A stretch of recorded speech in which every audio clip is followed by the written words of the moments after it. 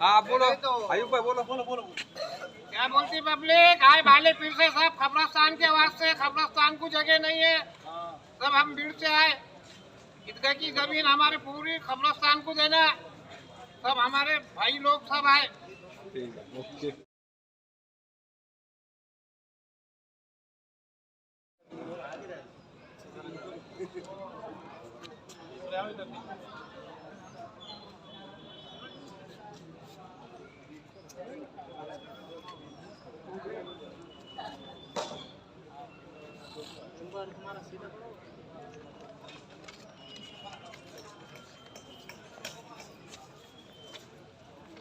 Role. हाँ road. Sir ये जो सर्वे नंबर 45 से लेकर 51 की जो ज़मीन का खबरस्तान का मामला है, क्या प्रकरण है और आपका आना कहाँ से हुआ, उस बारे में पूरी तफसील दीजिए। देखो, सबसे पहले ये समझ लीजिए कि ये जो जामा मस्जिद है, जामा मस्जिद बीड़ किले के ऊपर जो मस्जिद है पुरानी, तो उसकी ये ज़मीन है सर्वे नंबर 51 और 45।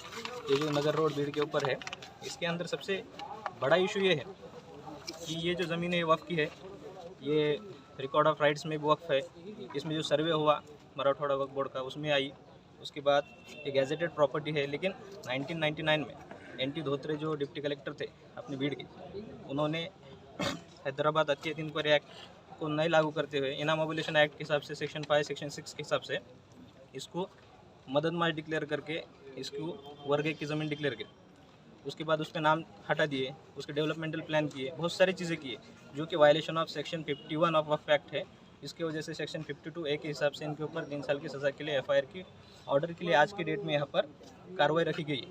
इसके अंदर 3 बार तकरीबन 2022 में भी जो शेख अनीस साहब थे, उन्होंने भी इनको नोटिस इशू किया था और ऑर्डर भी दिए डिस्ट्रिक्ट वक्फ ऑफिसर को कि ये जो कल्प्रिट्स है, ये जो गुनहगार है, इनके खिलाफ कार्रवाई की जाए, इनके खिलाफ FIR दर्ज किया जाए।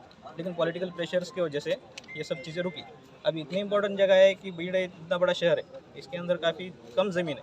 अब सर्वे नंबर 51 में 4 एकड़ है और 45 में 2 एकड़ ज़मीन ऑलरेडी अभी ईदगाह के लिए है। अभी बहुत सारी ज़मीन ईदगाह के लिए लगने वाली है, वहाँ पे बड़े इज्तिमात होते, रिलीजियस प्रोग्राम होते। इन चीज़ों के लिए वफ़ का असल जिम्मेदारी क्या है कि इन चीज़ों के लिए वफ़ की ज़मीन इस्तेमाल में की जाए, लेकिन वो इस्तेमाल किसी दूसरी चीज़ें के लिए की जा रही है। रिलीजियस पर्पज़ के अलावा सब अदर सब पर्पज़ उसके अंदर पूरे हो रहे हैं, लेकिन रिलीजियस पर्पज़ ही पूरा नहीं हो रहा। क्यों?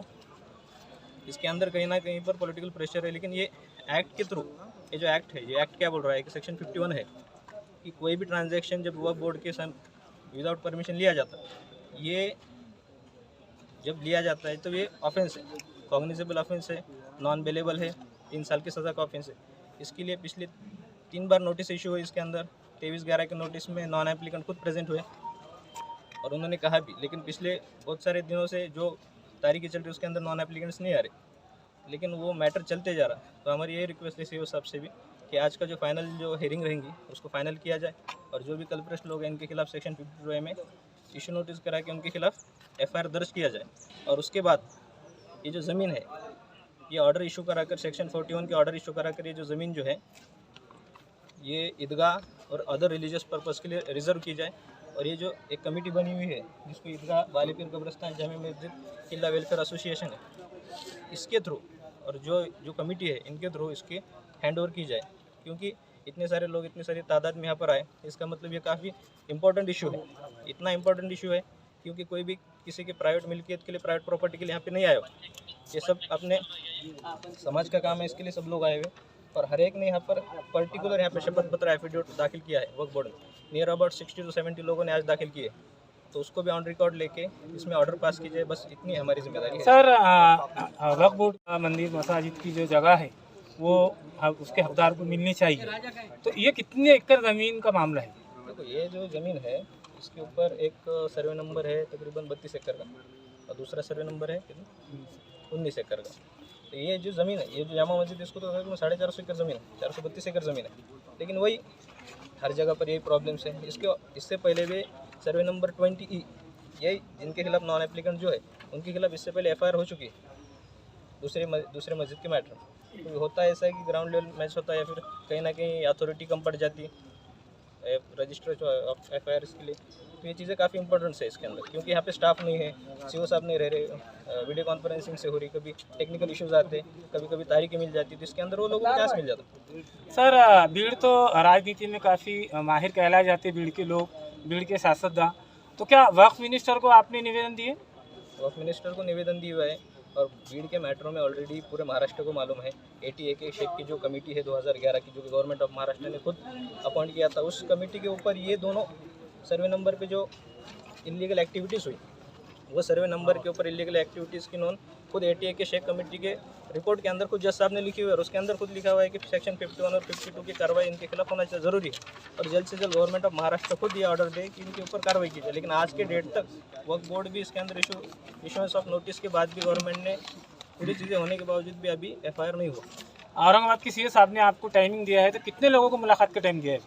मुलाकात नहीं है, रेगुलर हेयरिंग है ये, इसके अंदर जो एप्लीकेंट है वो रहेंगे, 1 से 2 रहेंगे, और एडवोकेट्स रहेंगे। ये बाकी जो है ये सपोर्ट के लिए आए हुए लोग हैं, और ये खुद उनकी एक एफिडेविट लेके आए थे कि ये सिर्फ किसी अकेले और एप्लीकेंट और नॉन एप्लीकेंट का इशू नहीं है, ये सब लोगों का इशू है, जो कि हम सब लोग मिलकर लड़ रहे हैं, और ये किसी का पर्टिकुलर इसके अंदर कोई इंटरेस्ट नहीं है, सबका सेम इंटरेस्ट है एज पर इस्लाम के रूल। आपका नाम बोल दिया? एडवोकेट शाहरुख पठान। सर अभी जो वकील साहब ने माहिती दी है, और आप लोग कितने लोग आए हुए हैं, और कितने दिनों से आपको ये परेशानियों का सामना करना पड़ रहा है? पिछले 3-3.5 साल से हम जो है कब्रिस्तान के लिए कोशिश कर रहे हैं। अब असल में भीड़ के अंदर जो है बहुत सी इनामी ज़मीन है जो वक्फ बोर्ड से लोगों ने भाड़े पट्टे पे लिए थे, और उसको खुद की मिल्कियत बना के 7/12 के अंदर से जो है मस्जिद का नाम निकाल दिए, और ख़ुद के ख़ानदान के बीवी बच्चों के नाम लगा के उसके ऊपर जो है तो मालक बन के बैठ गए। और जब भी इनके ख़िलाफ़ कोई जो है कार्रवाई की मांग की जा रही, या कोई एक्शन लो बोल के कोई जो है रास्ते पे उतर रहा, तो डरा के धमका के,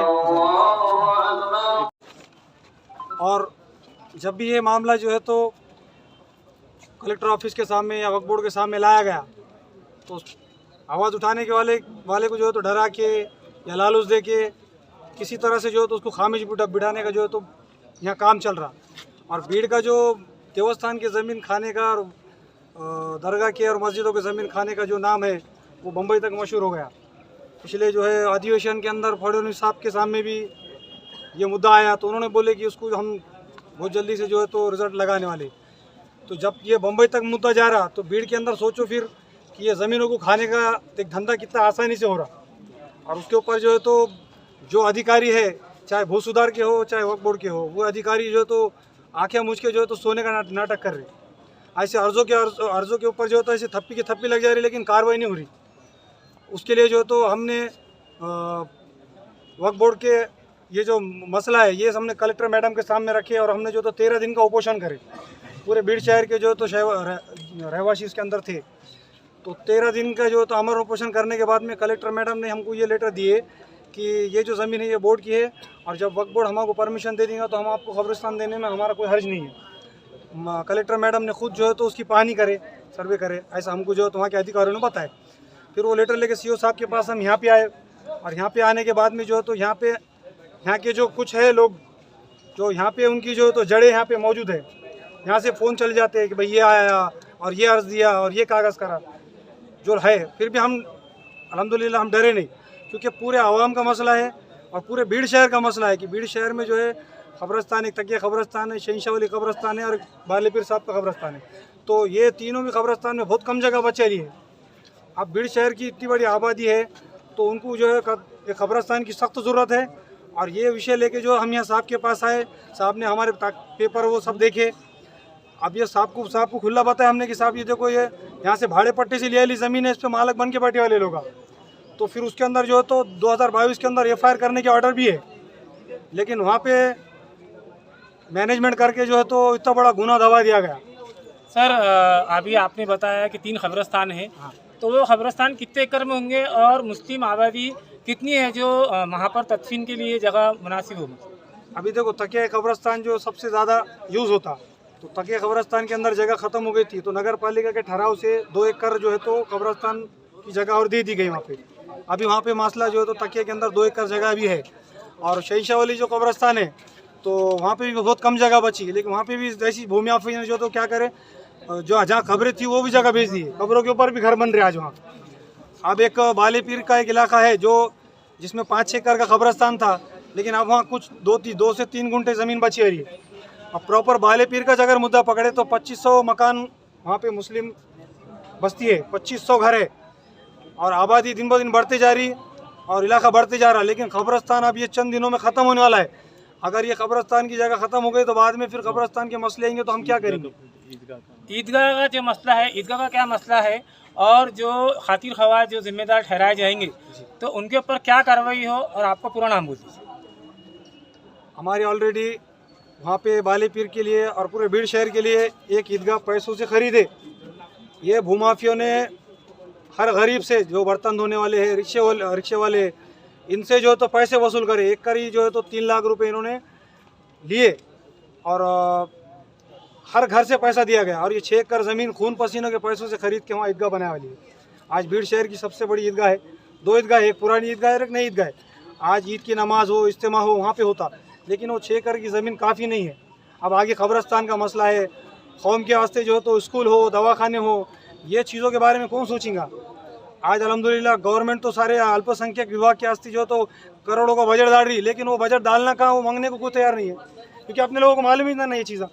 तो हमारी ये कोशिश है कि इंशाल्लाह ये ज़मीन जो हमको मिल जाएंगी, इंशाल्लाह ये ज़मीन के अंदर हमें कब्रस्तान बनेंगे, एक दारुल उलूम बनेंगे, एक हॉस्पिटल बनेंगे, एक अच्छा सा स्कूल बनेंगे और जो तो बच्चों को पुलिस भर्ती के लिए और ऐसे प्रैक्टिस के लिए ग्राउंड बनेंगे, फुटबॉल के लिए, क्रिकेट के लिए, ऐसे सारे चीज़ें हम करेंगे इंशाल्लाह। कितने एकड़ ज़मीन की मांग है? और हमने पूछा था आपसे कि जो जिम्मेदार, जो खातिर, जो मुजरिम कहलाए जाएंगे, उनके ऊपर कार्रवाई की क्या मांग करेंगे आप सरकार से? हमारी मांग अभी एक 50 एकड़ की है और जो मुजरिम आज उसके ऊपर कब्जा करके बैठे हुए हैं उनके बारे में हमको यही बोलना है कि भाई हम जो है किसी से दुश्मनी है और ये हमारा मकसद नहीं है। वक्फ की जो ज़मीन है वो मुसलमानों के फलाह और बहबूदी के लिए है, तो हम जो है तो वक्फ बोर्ड से ये जगह मांग रहे। आपका नाम बोल दीजिए। हाँ, मेरा नाम शेख सरफराज शेख बशीर है और हमारे साथ ये सब बाले पीर के ज़िम्मेदार हजरात, हमारे अयूब भाई, जाकिर भाई, ज़मीर भाई, आ गया हो ना, ये सब जिम्मेदार लोग, हबीब भैया, इस सारे बाले पीर के जो है तो हर ये इसमें से कई साथी हमारे मस्जिदों के कमेटी के बॉडी के ज़िम्मेदार है और ये हमारे जितने लोग हैं ये सब पिछले बारी की जो हियरिंग हुई तो सीओ साहब के सामने वाले ने ऐसा बोला, जो हमारे औरत, कि ये लोग जो है तो पैसों के लिए कर रहे हैं और ये गुंडे हैं और ये बदमाश है और ये इनको जो है तो कब्रस्तान नहीं होना, ये पैसों के लिए कर रहे हैं। इसके लिए आज ये इतने लोग सब आके यहाँ गवाही दे रहे हैं कि हमारा जो मसला चल रहा ये पैसों के लिए नहीं चल रहा किसी से लेने का, हमारा ये मसला जो चल रहा है तो कौम के और मिल्लत के लिए, कब्रस्तान के लिए चल रहा है। भाई चल रहा है कि नहीं चल रहा? सब बोलो भाई, सब बोलो। इतने लोग ये शहादत देने के लिए आए कि हमारा मसला कौम के मुस्तकबिल के लिए है। कि शपथ पत्र दिए, ये शपथ पत्र है कि हमको कब्रस्तान की सख्त ज़रूरत है। हम वक्फ बोर्ड से और महाराष्ट्र सरकार से और जो भी शासन हमारे पे है उनसे हम ये गुजारिश कर रहे हैं कि जल्द से जल्द हमारे बाले पीर वालों का और बीड़ शहर वालों का कब्रस्तान का मसला हल किया जाए। Thank you.